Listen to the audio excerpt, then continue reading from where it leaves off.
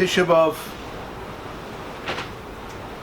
a time to look at the power that we have, what we've squandered, and hopefully not make the same mistakes again.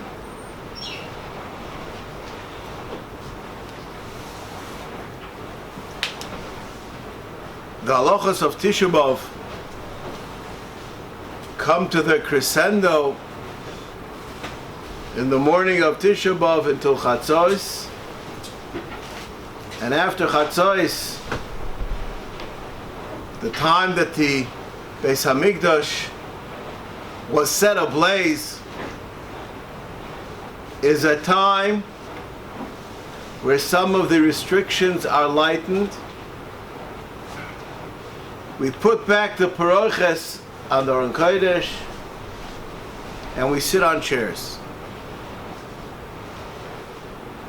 I recall when I was younger thinking about the conflict. We discussed the Beis Hamikdash being destroyed, and we put the Aron Kodesh back into its natural position. Seemingly those two halachas should follow one the other. I would have been happier if the halacha would have been that one is mechuyev to bear the Aron Kodesh at Chatzos and return the paroches on the 10th at Chatzos. Exact opposite of what we do. The tragedy that befell Klal Yisrael seems to climax with the destruction of the Beis Hamikdash.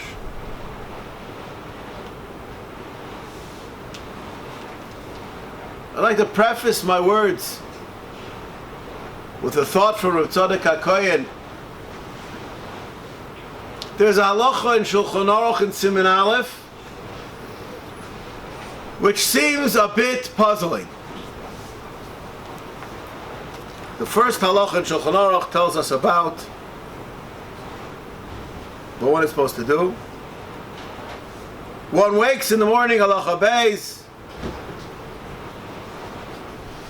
and he should work it out to be at the proper time, and then he should be mispala ba'oisa hashois al churban v'al gula ritzuya. First thing to daven about when a person starts off his day is the churban. First thing. Don't you have to lead up to it? What is the idea?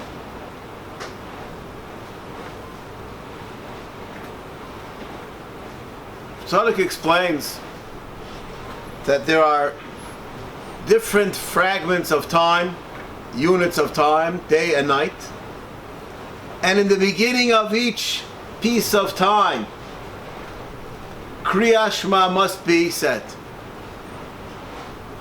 Yaakov Avinu saw Golus is going to happen, and he said Kriyat Shema to affirm.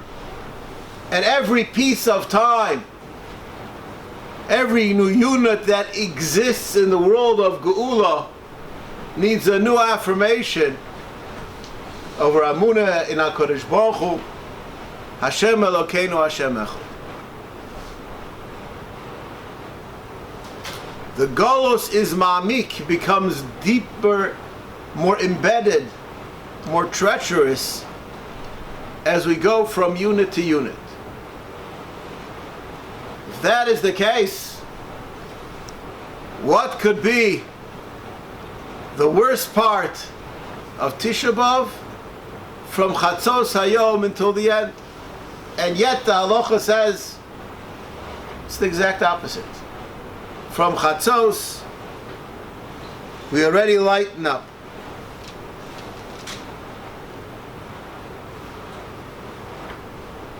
This morning, the question of Nechama existing on Tisha B'Av was discussed.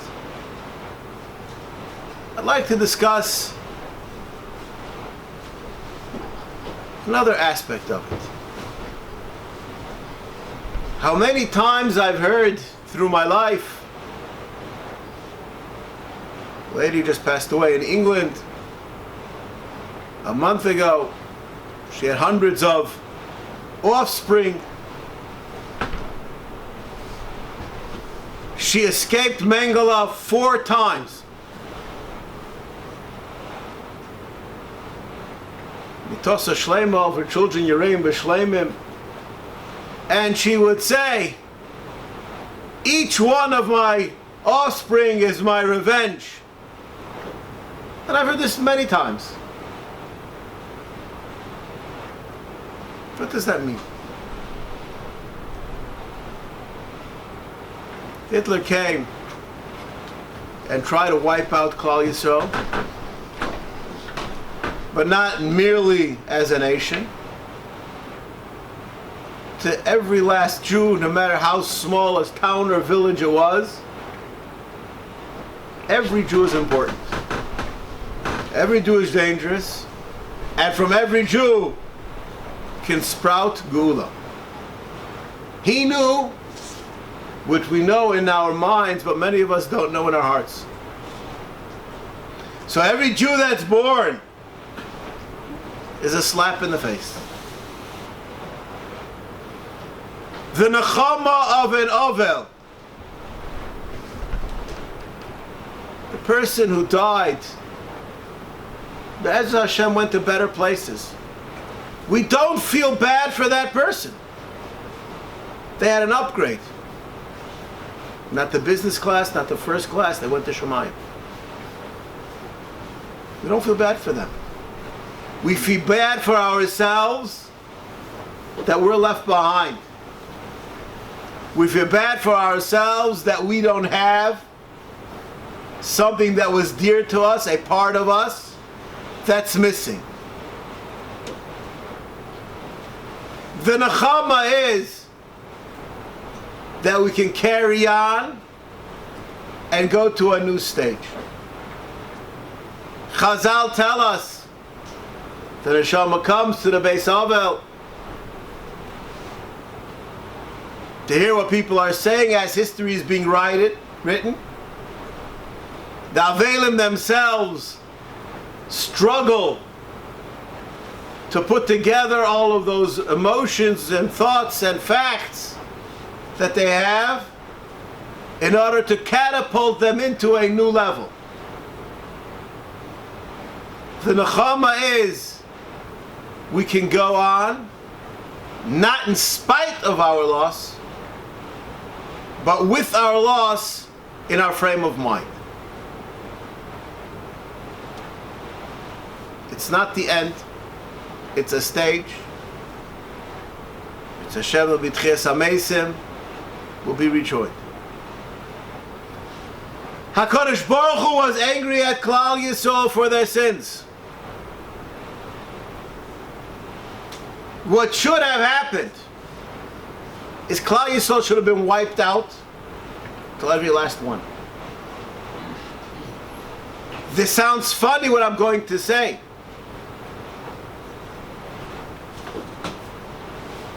But if somebody has a mechanical object and it doesn't act properly, the proverbial soda machine, you put in your quarter, whatever it is, your dollar, and nothing comes out, and you kick that machine, you're going to get your nekama. Nothing's going to come out. You're frustrated and you're doing a silly act. It's not going to help anything to kick the machine. So why are you doing it? Because the machine wronged you. You don't have to be too intelligent to understand that a machine didn't wrong you. This was an act of Hashem. You're frustrated. You know why you didn't get your soda? Because you wronged Hashem. Why are you hitting the soda machine?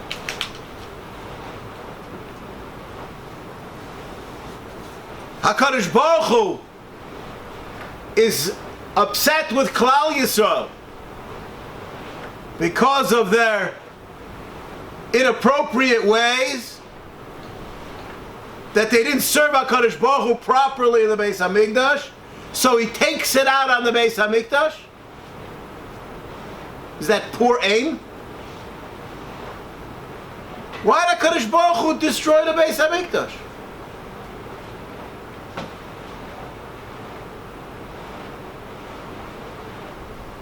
The Beis HaMikdash did nothing wrong. The Beis HaMikdash doesn't do anything at all. It's the humans that are in the Beis HaMikdash that they are doing terrible things. So what does it mean when HaKadosh Baruch Hu destroys the Beis HaMikdash, his own place on earth?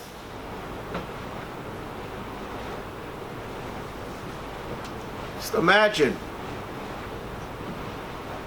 Somebody gave to his son. He lived out in the Wild West. And he bought him a gun. He bought him a gun to protect him from the elements of the wild in case of emergency. And his son becomes a gangster.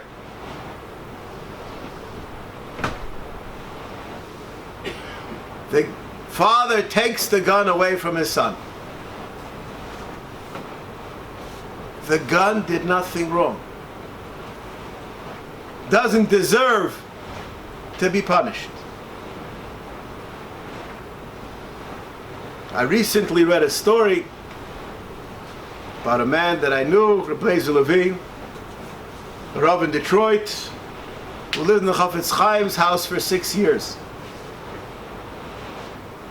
He was being Mesader a get in Detroit. Must have been about 1935, maybe 1940. And things haven't changed much. The man got so mad at the lady that he was married to that he pulled out a gun to shoot her. Rabbi Levine walked up, stood between the man and his wife, said, "Give me the gun." Guess the man was out of sorts. He gave him the gun. And Rabbi Levine turned to his son. Must have not been too old at the time. He said, "Take it and bury it in the backyard." End of story. The gun did nothing wrong. Sometimes you have, the father will trust his young son before he'll trust a man. Before he'll trust a man. Doesn't make any difference. The gun did nothing wrong. Why is it being punished? It's not being punished. The Beis HaMikdash isn't being punished. It's we that abused it. We're having it taken away from us. And do you know what that shows? That shows HaKadosh Baruch Hu doesn't want us to hurt ourselves anymore. He doesn't want us to do any more Averis. We've lost our credit to the point that He cannot trust us. So taking away the Beis HaMikdash from us is truly demoralizing. But there's a silver lining to that cloud. He didn't take us away. He took the Beis HaMikdash away. The nechama is that He cares enough about us that He'll destroy the things that did nothing wrong to save us who did something wrong. The anger Kaviyachol was diverted from the real source of evil to something which was neutral. An unbelievable nechama. But at the same time, an unbelievable obligation. When HaKadosh Baruch Hu put the Beis Hamikdash on fire, that means that the focus of his anger was removed from Klal Yisrael and put elsewhere. Our direct connection to HaKadosh Baruch Hu was severed. But it tells us something about his relationship with us. That he doesn't want us to do anything more that is dangerous. Famous Gemara in Makis tells us about Rabbi Akiva when he saw the foxes coming out of the place of the Beis Hamikdash, and he smiled, and his friend said, "How could you smile when you see Churban?"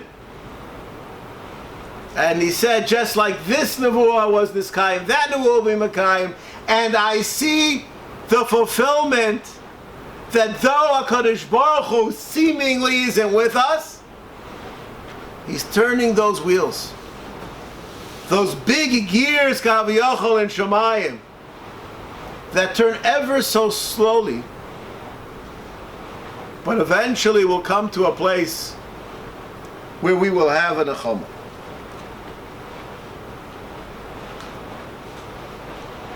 The Gemara in Shabbos tells us about when a person dies, Tchilas Dino Shel Adam. What will a person be asked on the first row of questions? And one of those questions is Tzipisa Yeshua.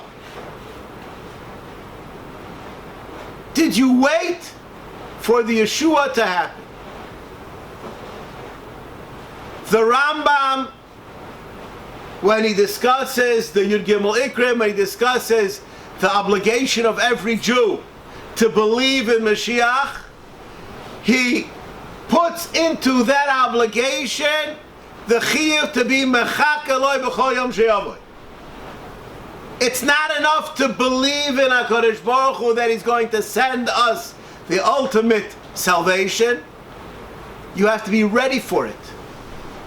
Beginning of every morning, beginning of every night, we say Kriyas Shema, Hashem Yisrael, Hashem Elokeinu, Hashem Echad. That we reaffirm this Tzipisa Yeshua. Why is it so important?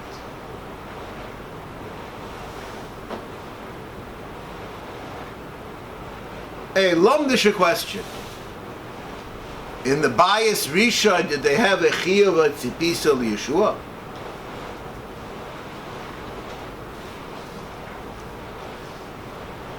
They were living the Yeshua. The connection was there. Tzipisa Yeshua is an expression that we understand that HaKadosh Baruch Hu is only in hiding. We go into Golus, HaKadosh Baruch Hu goes into Golus with us. What does that mean? That means that the connection cannot be overt, it has to be subvert. And there's something interesting. The Sfarim HaKadoshim tell us that in the Zman of Bayis Sheni, there was an unbelievable proliferation of Torah Sheba'al Peh. Torah Sheba'al Peh, in a sense, is like Sisrei Torah. And at the time when there was the Beis Hamikdash, but not in its fullest power, Chazal lists the differences between the first Beis Hamikdash and the second, to the point that the Navi tells us that when the second Beis Hamikdash was being built, the young ones were gladdened. We have Ashros HaShechina. And the Zakanim were crying because it wasn't a shadow of the glory of the first Beis Hamikdash, which was already only a shell of what it really was originally.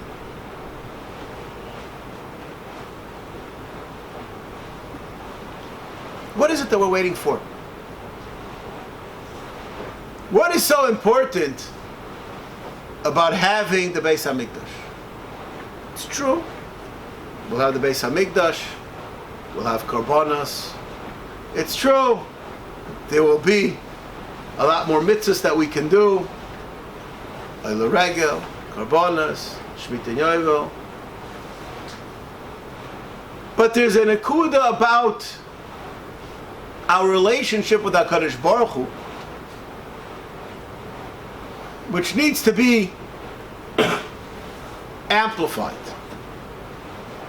The Ramban in Parshas Truma tells us that the connection that Klal Yisrael had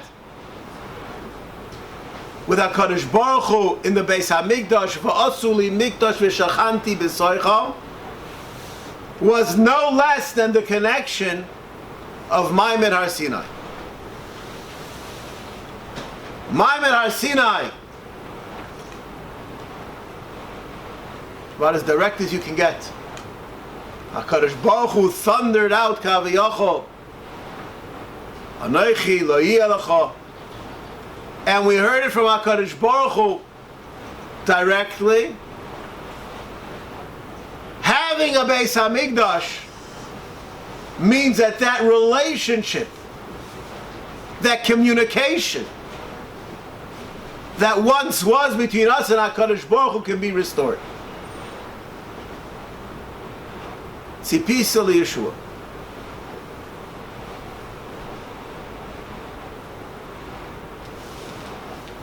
How it's expressed sometimes varies. Nowadays it's probably not expressed the same way as it used to be.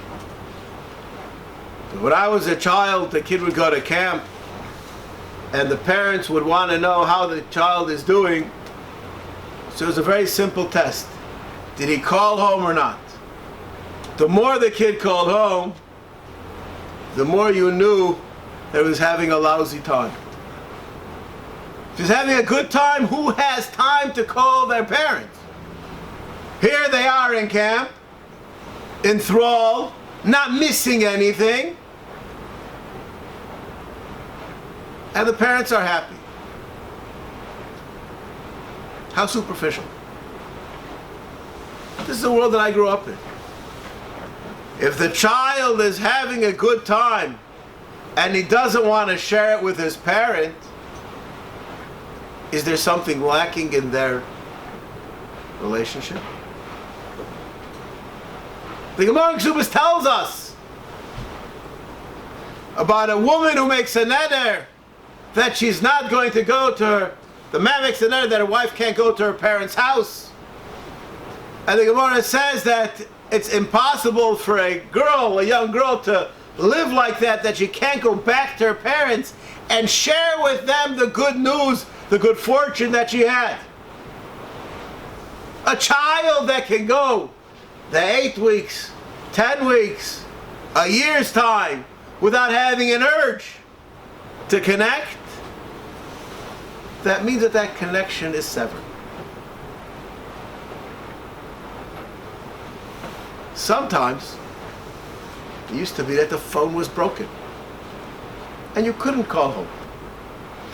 And the child would walk by the phone booth, say, can't call home now, hopefully to be fixed later. Tzipisa liyeshua. Are we looking to have that connection? If you're looking to have that connection, you're already connected.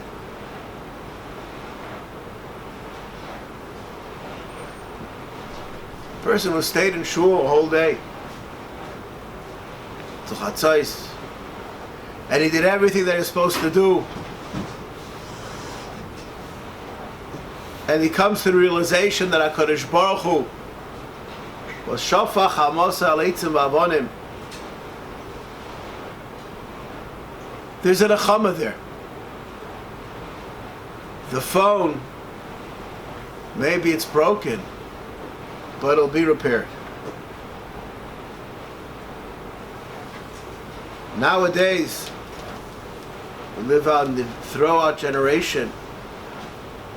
When you call the repairman, the first thing you ask, are there parts for this item?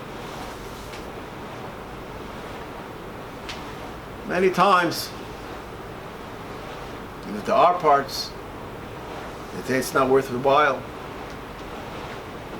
I asked a washing machine repairman over the last year the following question. How often and at what expense do people already throw it out and buy a new one? I asked them, how much does the average washing machine cost? And at what percentage of that cost do they already throw it out?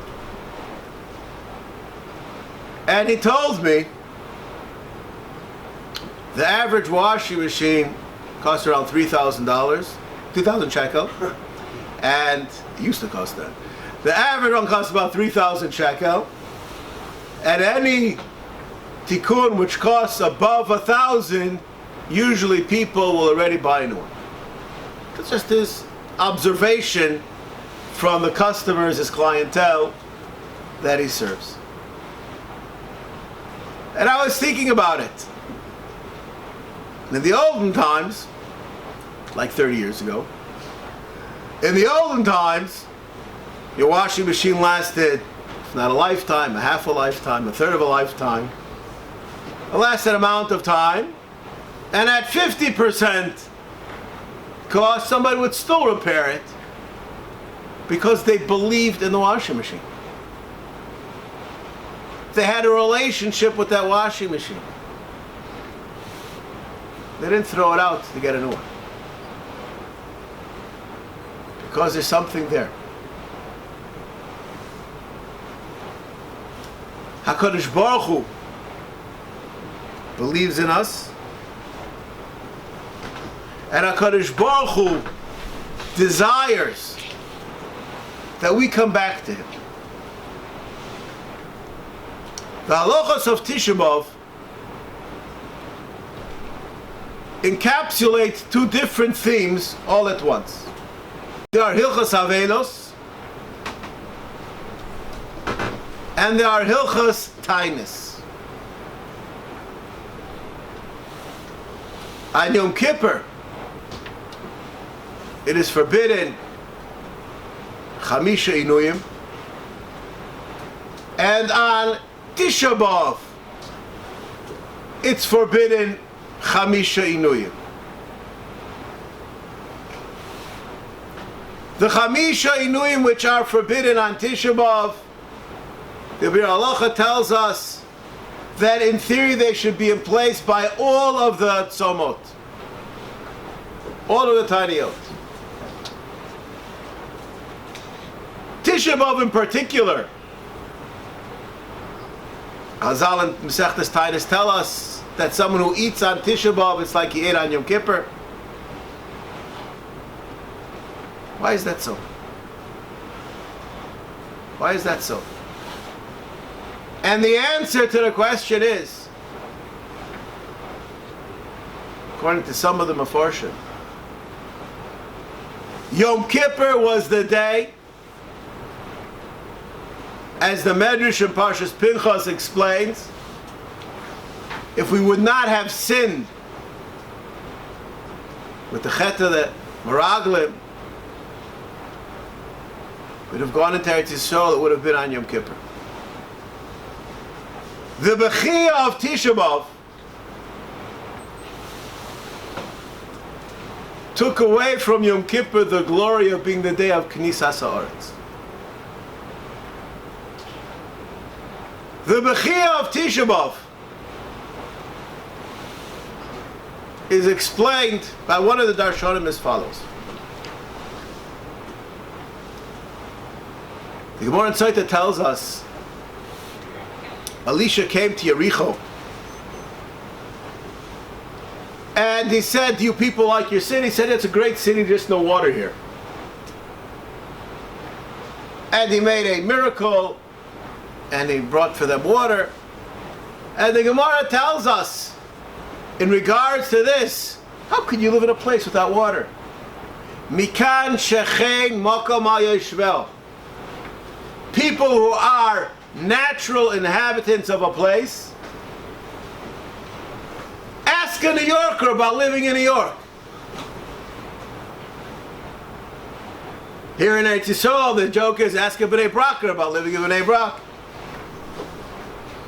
Elsewhere, they may say, ask someone in Beit Shemesh about living in Beit Shemesh. Whatever the problems of the place are, Chen Makom HaYoshvel. This is my place, and I see the good in it, and I'm happy to be there. And that's wonderful, that's the way it should be. If Klal Yisrael says, woe is to me that I'm going to have to be in Eretz Yisrael, that signifies that there is no real attachment, it's not their place. That Bechiyah of Leil Tisha B'Av wasn't just that we don't want to go there, we're afraid. It means that we have severed our relationship with that place.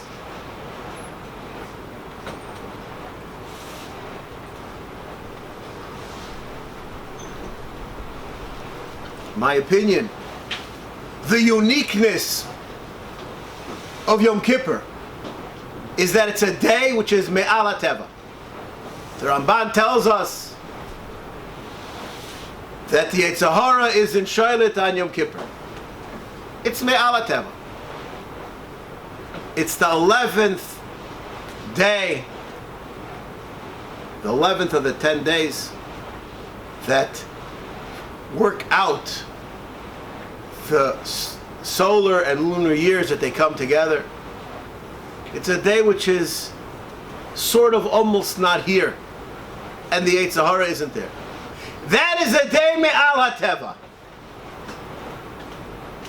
The Bechiyah of Tisha B'Av was that we didn't want to go to the land of Me'al HaTeva. Yes, it's not TV to live in Eretz Yisrael. I look around at the people here, and I think all of us could say that living here is Shelo Al Pi Teva. We're here. We're in it, no matter how hard it is, how challenging it is, how difficult it is, because of how wonderful it is.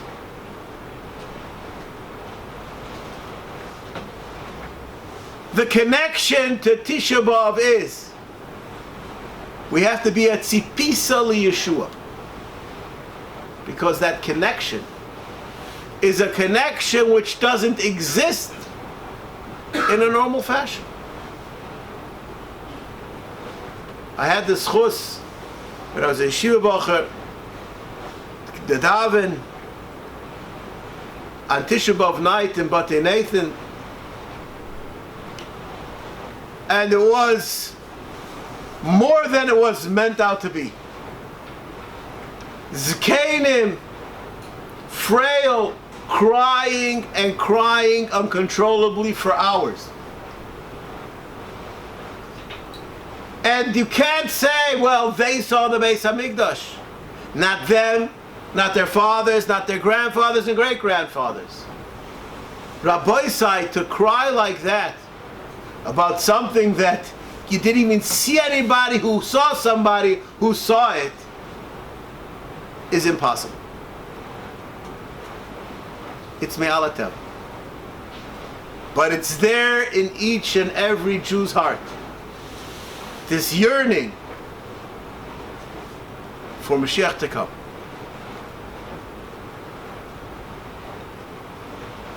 I heard once from a taxi driver.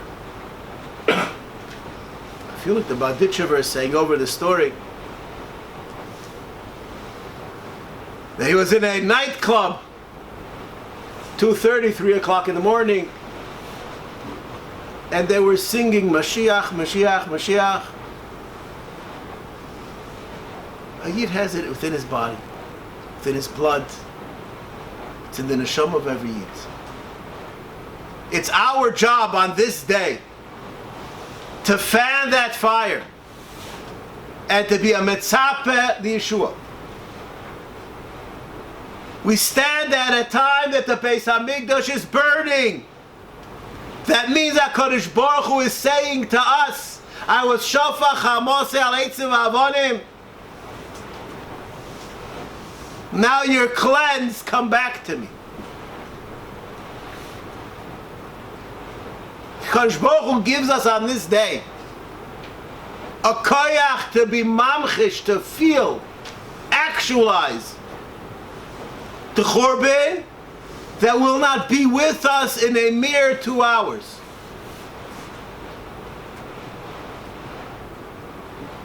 If we take this time and we're metzape for the Geula Shlema, it's within our power